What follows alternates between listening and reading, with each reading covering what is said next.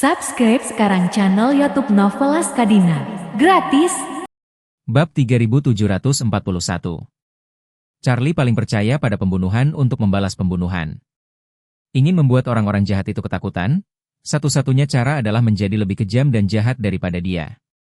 Aktif di bajak laut Teluk Aden, gaya mereka dan bandit aktif tidak berbeda. Membunuh adalah cara mereka bertahan hidup. Dalam beberapa tahun terakhir, bajak laut ini menjadi semakin merajalela. Pembajakan tahunan meningkat, dan belakangan ini telah mencapai tingkat serangan hampir setiap hari terhadap kapal kargo, tetapi juga berulang kali berhasil. Charlie sering dapat melihat berita perampokan kapal bajak laut di berita, dan mereka menembak sandera juga terjadi dari waktu ke waktu. Jadi Charlie berharap Cataclysmic Front bisa menunjukkan momentum, sehingga para perompak itu takut pada mereka. Karena ini adalah tempat di luar hukum, mari kita lihat siapa yang lebih kejam dari yang lain. Setelah beberapa menit terbang, pesawat akan tiba di atas pangkalan Hamid. Saat ini, langit di timur tengah baru saja mulai terang. Joseph memanfaatkan sinar matahari yang terbit dan melihat beberapa ketinggian di sekitar pangkalan Hamid di depannya. Dia penasaran dengan pertahanan tong besi macam apa yang dimiliki Hamid yang bisa membuat Cataclysmic Front mengubur beberapa ribu tentara bayaran di sini. Namun, ketika dia melihat sekeliling, dia menemukan bahwa beberapa dataran tinggi, serta lembah yang dikelilingi oleh dataran tinggi, pada dasarnya tidak dapat dilihat sebagai pangkalan militer, dan bahkan sulit untuk melihat para prajurit. Satu-satunya target besar yang bisa dilihat, adalah banyak truk pengangkut batu dan truk, terus-menerus bolak-balik melewati celah gunung. Selain itu, tidak ada yang bisa dilihat. Dan semakin tidak ada yang bisa dilihat, semakin terkejut Joseph di dalam hatinya. Karena ini membuktikan bahwa Hamid telah mengubah seluruh kekuatannya menjadi benteng permanen di dalam gunung. Bahkan jika puluhan ribu pasukan menyerang, mereka tidak dapat menemukan di mana targetnya sama sekali. Apalagi, tidak ada yang tahu berapa banyak titik api yang tersembunyi di pegunungan besar ini, belum lagi berapa banyak senjata dan amunisi, serta persediaan makanan yang disimpan di sini. Tepat ketika dia terkejut, helikopter itu sudah terbang di atas lembah Hamid dan perlahan-lahan mendarat di atas tanah datar lembah itu. Rumah-rumah asli dan reruntuhan di lembah pada dasarnya dibersihkan, dan seluruh lembah sekarang pada dasarnya telah berubah menjadi tanah datar. Dan Anda dapat melihat bahwa tempat ini telah diubah menjadi tempat latihan. Ada taman bermain, rentang target, dan berbagai kursus pelatihan rintangan. Hamid sudah menunggu lama, dan ketika dia melihat Charlie turun dari helikopter dengan pria lain, dia segera maju dan menyapanya dengan hangat. "Kakak Wade, kita bertemu lagi." Setelah beberapa hari absen, berat badan Hamid bertambah, sehingga dia dapat melihat bahwa dia memiliki kehidupan yang baik baru-baru ini. Charlie berkata sambil tersenyum, "Kakak laki-laki tampaknya dalam suasana hati yang baik. Hal baik apa yang terjadi baru-baru ini?" Hamid berkata dengan serius, "Tidak ada perang adalah hal yang baik, dan Anda melihat tempat saya lebih dan lebih seperti itu, semakin aman perbaikan pangkalan, semakin aman hati saya." Charlie mengangguk, dan memperkenalkannya kepada Joseph di sampingnya, dan berkata, "Ayo kakak, izinkan saya memperkenalkan kepada Anda, ini adalah Kepala Front Bencana, Joseph Wan." Setelah mengatakan itu, dia juga berkata kepada Joseph, "Joseph, ini Komandan Hamid, front bencanamu memiliki beberapa gesekan dan konflik dengan Hamid, tapi itu semua di masa lalu, jadi mari kita membalik halaman dan mengubah musuh menjadi teman." Joseph melangkah maju hampir tanpa berpikir, mengambil inisiatif untuk mengulurkan tangannya, dan dengan sopan berkata, "Komandan Hamid, saya telah mendengar banyak tentang Anda." Hamid memandang Yusuf, hatinya sedikit banyak gelisah dan berdebar-debar. Meskipun dia agak meningkat sekarang, dia benar-benar tidak terlalu tinggi sehingga dia berani membenci Joseph. Bagaimanapun, puluhan ribu tentara front Cataclysmic, dan ada banyak ahli. Bahkan jika dia telah kehilangan beberapa ribu tentara di tangan Hamid karena mudah tertipu, tetapi kekuatan front bencana ada di sana, dan itu masih jauh lebih kuat daripada Hamid. Bab 3742. Selain itu, Hamid pernah mendengar bahwa para ahli di front bencana itu seperti awan, dan khawatir bahwa front akan membalas dendam padanya di masa depan. Sekarang, Charlie bahkan menengahi di antara mereka, memintanya untuk mengubah musuh menjadi teman dengan Joseph. Dia secara alami bersedia melakukannya. Jadi, dia buru-buru berjabat tangan dengan Joseph dan berkata dengan penuh semangat, "Halo, Tuan Wan. Anda telah tersinggung dengan kejadian sebelumnya, tolong jangan ambil hati, Tuan Wan." Joseph dengan sungguh-sungguh berkata, "Komandan Hamid, yakinlah, karena Tuan Wei telah mengatakan bahwa dia ingin membalik halaman sepenuhnya, saya tidak akan pernah memikirkannya lagi." Ketika Hamid melihat bahwa Joseph begitu terbuka dan menghormati Charlie dalam kata-katanya, hatinya tercengang, dan dia bertanya-tanya mengapa Joseph begitu menghormati Charlie. Pada saat ini, Charlie tersenyum tipis dan berkata dengan kata-kata yang mencengangkan, "Kakak, Joseph dan Front Bencana Alam di bawah komandonya telah bersumpah setia kepada saya. Mulai sekarang dia akan menjadi salah satu dari saya untuk Anda."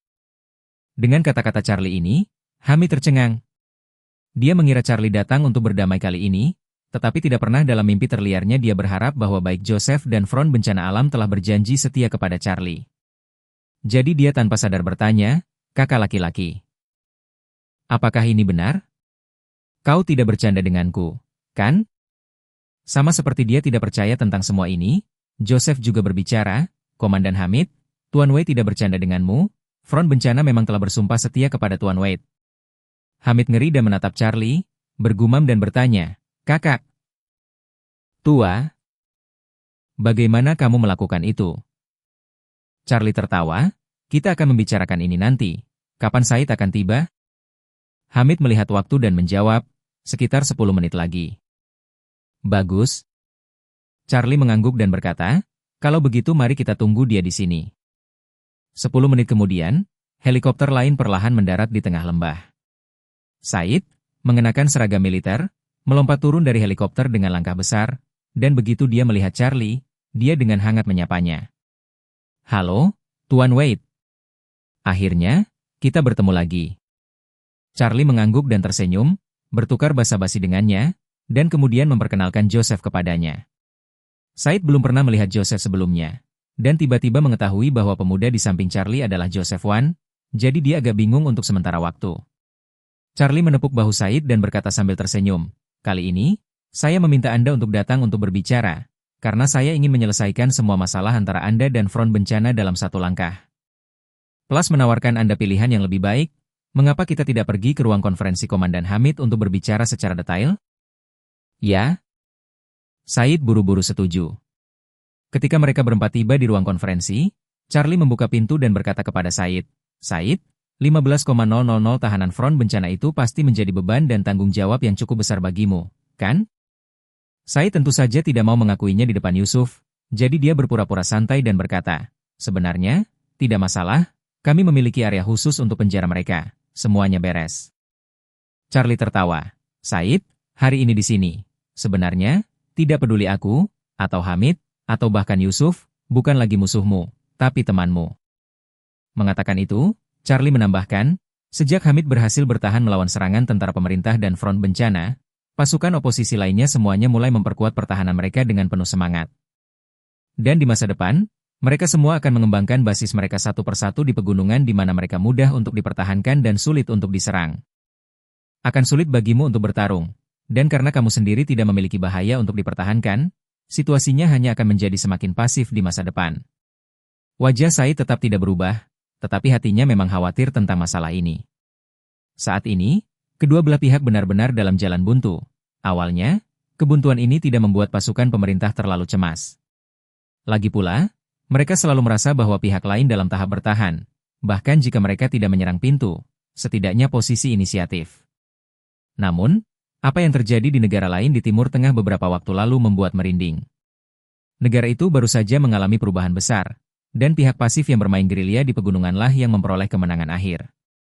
Ini sangat merangsang saraf mereka dan membuat mereka menjadi gugup tiba-tiba. Pada saat ini, Charlie berkata dengan tegas, "Said, jika kamu mau, Front Cataclysmic bisa menjadi setengah sekutumu di masa depan." Said terkejut dan bertanya, "Apa itu setengah sekutu?" Charlie tersenyum tipis dan menjelaskan, "Mereka akan menjadi rompi anti peluru di tubuhmu.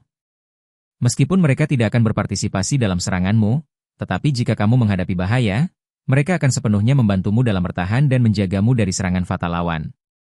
Bab 3743.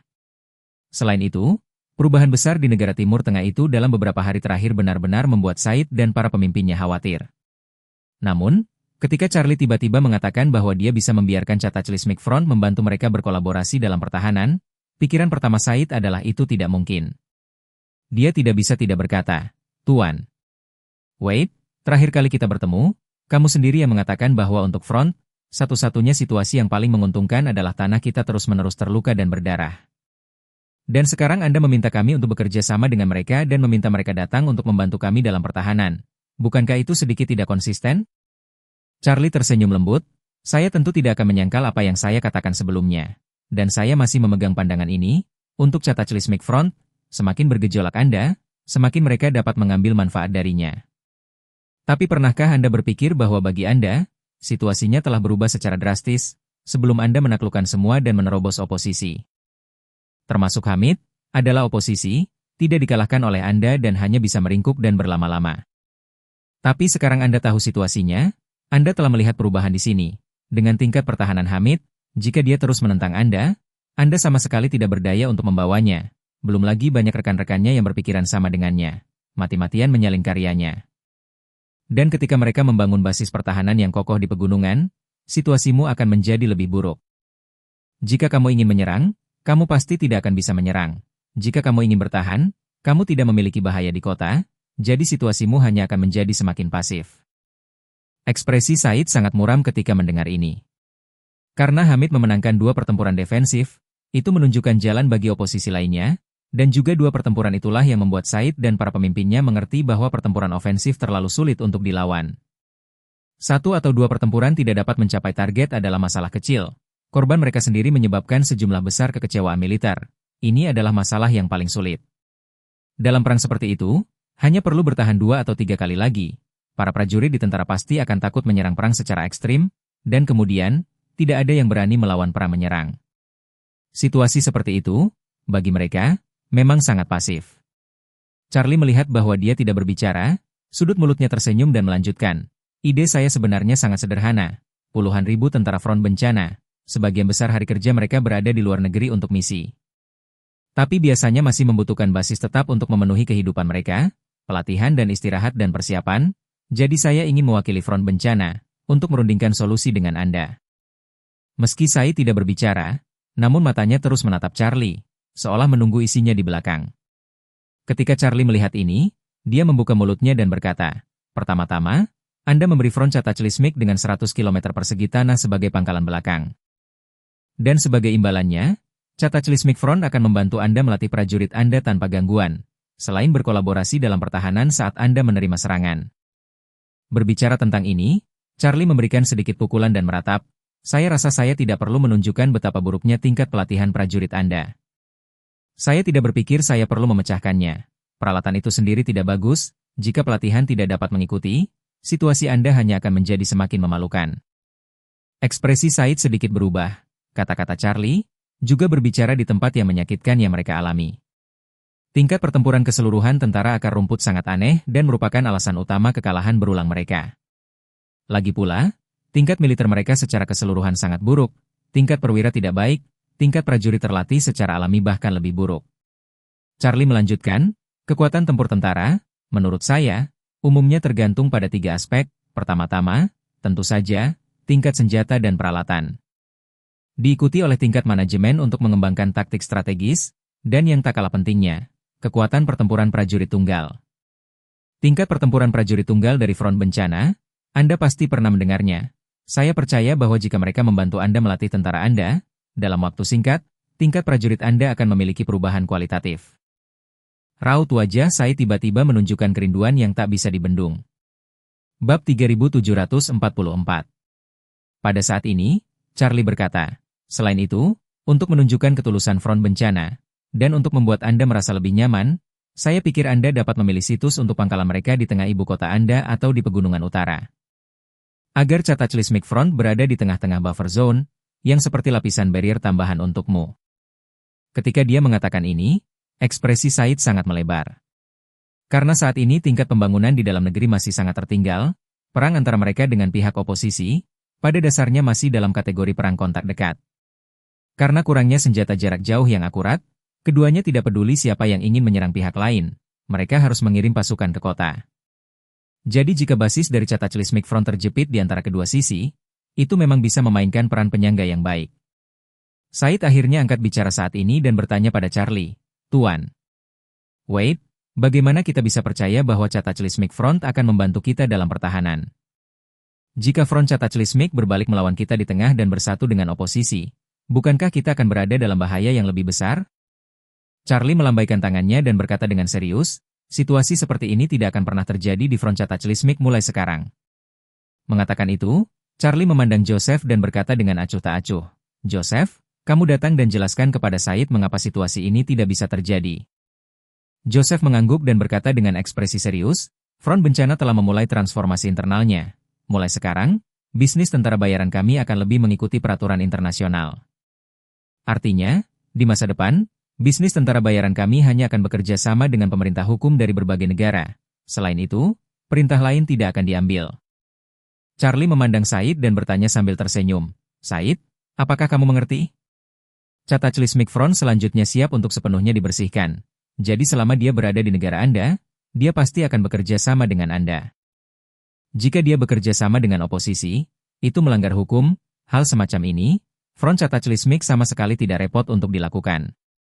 Mengatakan itu, Charlie melanjutkan, dan saya akan jujur, oposisi ini, selain Hamid, hidup tidak begitu baik. Siapa yang tidak mengencangkan ikat pinggang untuk menjalani kehidupan yang keras? Pendapatan tahunan Front lebih dari 10 miliar dolar. Menurut Anda apa yang akan diterima oleh kelompok oposisi ini? Ketika Said mendengar ini, dia sudah setengah yakin. Namun, dari prinsip dasar negosiasi, dia masih ingin bertahan sedikit lagi, tidak menunjukkan sinyal yang sangat puas pagi ini, sehingga setidaknya dia masih bisa memperjuangkan keuntungan lain. Jadi, dia berkata kepada Charlie, Tuan, Wade, saya pikir kondisi ini saja tidak cukup bagi kita untuk membawa 100 km persegi tanah ke front Cataclysmic. Belum lagi front bencana alam masih memiliki 15.000 tawanan di tangan kita sekarang. Charlie mengangguk, melambaikan tangannya, dan berkata, Said, kamu juga tidak perlu bermain perang psikologis di sini. Saya mengajak semua orang untuk bersama-sama membicarakan masalah ini karena saya berharap kita dapat membuka hati dan pikiran kita, secara terbuka dan jujur membahas solusi yang bermanfaat bagi masing-masing dengan baik, bukan untuk memuaskan satu pihak saja. Berbicara tentang ini, Charlie menambahkan, keluar dari ruangan ini, saya harap Anda, serta Joseph dan Hamid, masing-masing dapat memperoleh. Hamid menginginkan perkembangan yang stabil, Cataclysmic Front menginginkan basis belakang, dan Anda ingin mengurangi musuh yang kuat dan menambahkan sekutu. Said tanpa sadar bertanya, Tuan Wade, mengapa tidak menambahkan 2 sekutu? Charlie tertawa, kalau begitu kamu harus melihat bagaimana pemikiran Hamid. Hamid tertawa kali ini dan membuka mulutnya, yang saya inginkan adalah tidak mengganggu mereka di dalam sumur, sehingga kita tidak saling mengganggu atau menyerang. Dan pada saat yang sama, saya harus tetap berada di kubu oposisi. Jika saya mengubah sifat saya secara langsung, tim di bawah ini pasti tidak akan dipimpin dengan baik. Charlie mengangguk dan tersenyum, kalau begitu, kakak, kamu tampaknya menentang, tetapi sebenarnya netral. Itu benar. Hamid tertawa, aku tidak akan menyembunyikannya darimu. Wade, setelah disikut olehmu, aku sekarang kecanduan menggali gua dan tidak ingin bertarung sama sekali. Bab 3745. Charlie memandang Said dan berkata sambil tersenyum, lihat, bukankah ini juga bagus? Said mengerucutkan bibirnya dalam diam sejenak, lalu bertanya, bagaimana dengan para tawanan? Charlie tertawa, ini sederhana, Joseph membayar Anda kompensasi 10.000 dolar per orang, 15.000 orang, itu 150 juta dolar. Dengan uang ini, cukup bagi Anda untuk memperluas ukuran pasukan Anda dengan benar, dan pada saat yang sama meningkatkan persenjataan. Joseph bahkan berpikir bahwa masalah ini akan membutuhkan lebih dari 1 miliar dolar untuk diselesaikan, tetapi dia tidak berharap Charlie menjanjikan 150 juta dolar kepada pihak lain. Said jelas juga memiliki beberapa kekecewaan, dia juga tahu bahwa Yusuf sangat kaya, dan telah memikirkan apakah akan mengambil kesempatan ini. Pukulan keras pada Joseph, tetapi 150 juta dolar jumlah ini, kurang tidak kurang, tetapi katakan lebih banyak, sebenarnya tidak banyak. Jadi, dia batuk 2 kali dan berkata, Tuan Wade, jumlah 150 juta dolar, tidak kurang sedikit? Selain itu, mari kita berikan 100 km persegi tanah ke front bencana. Front bencana harus sedikit banyak memberikan uang sewa, kan? Kalau tidak, kami tidak bisa menjelaskan kepada orang-orang. Charlie berkata dengan murah hati, ayo lakukan dengan cara ini Said, Anda kembali dan berbicara dengan para pemimpin Anda. Selain kompensasi 150 juta dolar, setelah Anda mengalokasikan tanah ke front bencana akan memberi Anda 100,000 ton lagi. Gandum setiap tahun. Bukankah terlalu nyaman bagimu untuk membeli gandum? Saya kebetulan memiliki perusahaan pelayaran sendiri. Ketika saatnya tiba, Saya akan membeli gandum di Cina dan mengantarkan serta melayani Anda langsung ke pelabuhan Anda. Charlie tahu bahwa bagi Said dan juga para pemimpin mereka, masalah yang dihadapi lebih dari sekadar perang, dan itu adalah mata pencaharian dasar.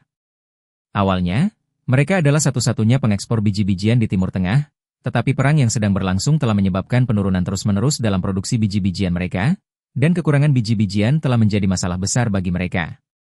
100.000 ton gandum, yang harganya lebih dari 200 juta yuan, dikonversi menjadi dolar kurang dari 40 juta. Tetapi bagi mereka, pergi ke luar negeri untuk mengimpor makanan bukanlah harga yang sama. Selain itu, situasi keuangan mereka saat ini sangat buruk sehingga memberi mereka solusi 100,000 ton gandum per tahun dapat sangat bermanfaat bagi mereka, dan memberi makan lebih dari 200,000 orang bukanlah masalah. Said dalam hatinya setelah menjalani semua kondisi, jauh di lubuk hatinya telah membuat penilaian sendiri. Dia merasa bahwa kesepakatan ini sangat bagus nilainya. Dan untuk pihaknya, tidak hanya mendapatkan banyak manfaat, tetapi juga sekutu yang kuat, itu adalah pasti hal yang baik. Dan dia juga tahu betul bahwa dia mampu menangkap 10,000 tentara Front Cataclysmic, dan bukan seberapa kuat kemampuannya sendiri, tetapi sepenuhnya mengandalkan bantuan Charlie. Jadi, saat ini, dia terlalu malu untuk melanjutkan tawar-menawar dengan Charlie. Jadi dia berbicara, "Tuan Wade, saya perlu bertanya kepada kepemimpinan, jika kepemimpinan baik-baik saja, masalah ini diselesaikan." Said mengambil telepon satelitnya dan melangkah keluar dari ruang konferensi yang ada di dalam gunung. Di telepon, dia memberi pemimpinnya seluruh umpan balik tentang situasi tersebut. Persyaratan pertahanan terkoordinasi front bencana, bantuan dalam latih tentara, dan inisiatif untuk tinggal di zona penyangga membuat para pemimpin Said sangat puas. Bagaimanapun, ini benar-benar dapat meningkatkan keamanan mereka dengan sangat baik, serta mengurangi kecemasan mereka saat ini. Kompensasi 150 juta dolar dan persyaratan 100,000 ton gandum per tahun membuatnya semakin senang. Selain itu, ada klausul bonus yang melekat pada ini, yaitu netralitas Hamid yang sebenarnya. Hamid sekarang berada di oposisi, yang terkuat dalam hal kekuatan keseluruhan. Jika dia tidak memulai serangan, maka tekanan pada pasukan pemerintah untuk bertahan juga akan jauh lebih mudah. Karena itu, dia segera bertepuk tangan dan menyetujui persyaratan Charlie. Said mendapat lampu hijau dan kembali ke ruang konferensi dengan sangat gembira dan segera berkata kepada Charlie serta Joseph, "Tuan Wade, Tuan Wan, pemimpin kami telah menyetujui persyaratan tadi. Jika tidak ada masalah lain, silakan ikut saya ke Damaskus untuk menandatangani perjanjian." Charlie melihat waktu dan tersenyum, "Aku harus buru-buru kembali ke Cina, jadi aku tidak akan pergi denganmu." Setelah mengatakan itu, dia berkata kepada Joseph, "Joseph, pergilah dan tentukan persyaratan khusus dengan mereka serta kapan dan bagaimana membayarnya. Dan juga kapan harus membebaskan orang-orang itu. Untuk masalah biji-bijian kamu tidak perlu khawatir, biarkan mereka melihat di pelabuhan mana yang lebih tepat untuk menerima barang, maka aku akan langsung mengatur kapal kargo untuk mengirim biji-bijian." Yusuf berkata, "Tuan Wade, bagaimana aku bisa membiarkanmu khawatir tentang makanannya? Biarkan aku yang mengurusnya." Charlie melambaikan tangannya, 100,000 ton gandum tidak ada artinya bagi Anda dan saya. Saya memiliki perusahaan pelayaran yang sudah jadi. Teman-teman lokal juga kooperatif. Ketika saatnya tiba, apakah akuisisi atau pengiriman harus relatif sederhana? Jadi Anda lakukan tidak perlu ikut campur. Mereka memberi Anda tanah, Anda juga harus menghabiskan banyak sumber daya keuangan, sumber daya material, dan energi untuk membangun. Anda hanya mengurus bagian ini, tidak apa-apa.